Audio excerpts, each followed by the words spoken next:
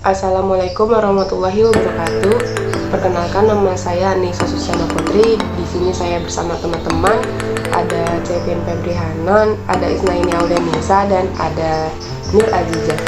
Di sini kami akan mempresentasikan atau menjelaskan materi dari manajemen pengelolaan kelas yang judulnya itu pembinaan disiplin dan perilaku anak.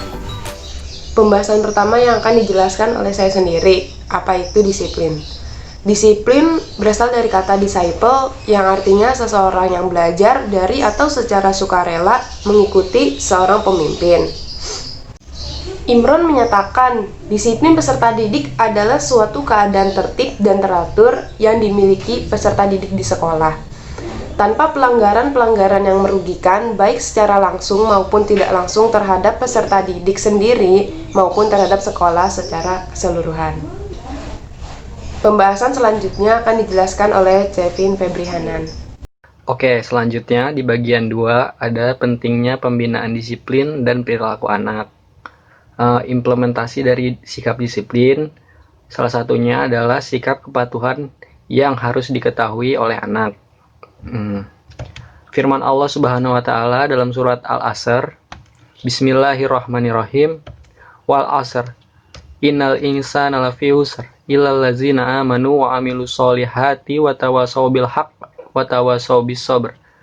Artinya, demi masa, sesungguhnya manusia itu benar-benar dalam kerugian, kecuali orang-orang yang beriman dan mengerjakan amal soleh dan nasihat menasehatinya supaya menaati kebenaran dan nasihat menasehati supaya menetapi kesabaran.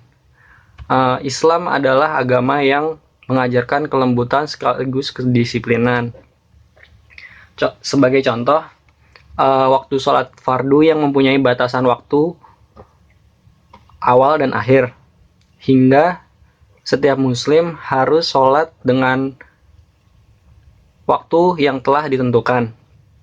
Jika tidak, maka sholatnya dianggap tidak sah. Disiplin juga merupakan sifat orang yang bertakwa. Pembahasan selanjutnya akan dijelaskan oleh Isnaini Aulianisa. Selanjutnya, teknik pembinaan dan penerapan disiplin kelas. Pertama, ada teknik eksternal kontrol, kedua teknik internal kontrol, dan ketiga teknik kooperatif kontrol. Yang pertama, teknik eksternal kontrol merupakan suatu teknik yang mana disiplin peserta didik haruslah dikendalikan dari luar peserta didik. Kedua, ada teknik internal kontrol. Teknik ini mengusahakan agar peserta didik dapat mendisiplinkan diri sendiri di dalam kelas. Yang ketiga, ada teknik kooperatif kontrol. Dalam teknik ini, guru sebagai manajemen kelas dengan peserta didik harus saling bekerja sama dengan baik dalam menegakkan disiplin di dalam kelas. Terus, guru sebagai manajer kelas dapat menggabungkan ketiga teknik pembinaan tersebut secara efektif dengan melakukan hal-hal sebagai berikut. Yang pertama, guru mencontohkan perilaku yang tertib kepada peserta didiknya. Kedua, guru memisahkan peserta didik dari perilakunya. Ketiga, guru membuat peserta didik menerima tanggung jawabnya. Terus, ada pembinaan dan peningkatan disiplin peserta didik. Setelah guru sebagai manajemen mampu menerapkan berbagai teknik dalam pembinaan kedisiplinan peserta didik, langkah selanjutnya adalah guru dituntut untuk dapat memelihara dan meningkatkan disiplin pada diri peserta didik. Low and Johnson memberikan 10 langkah yang dapat ditempuh oleh guru sebagai manajer kelas dalam memelihara dan meningkatkan disiplin peserta didiknya.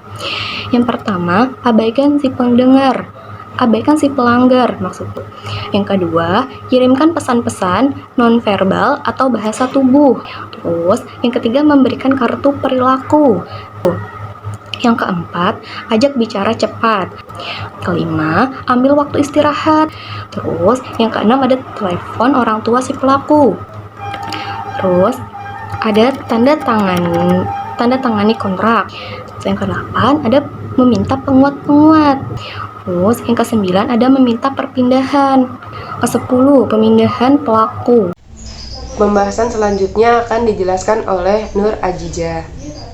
Dalam konteks manajemen kelas, hukuman dapat didefinisikan sebagai upaya guru secara sadar dan disengaja untuk memberikan sesuatu yang tidak menyenangkan kepada peserta didiknya yang melanggar tata tertib dalam kelas agar ia tidak mengulanginya lagi. Dalam konteks manajemen kelas adalah upaya sadar yang sengaja yang dilakukan oleh guru untuk memberikan penghargaan atau sesuatu yang menyenangkan kepada peserta didik yang berprestasi dalam belajar atau berperilaku sesuai dengan tata tertib. Pemberian hadiah ini bertujuan agar peserta didik dapat mempertahankan prestasinya atau mempertahankan perilaku baiknya terhadap aturan tersebut. Sekian pembahasan yang dapat kami sampaikan, kurang lebihnya mohon maaf. Wassalamualaikum warahmatullahi wabarakatuh.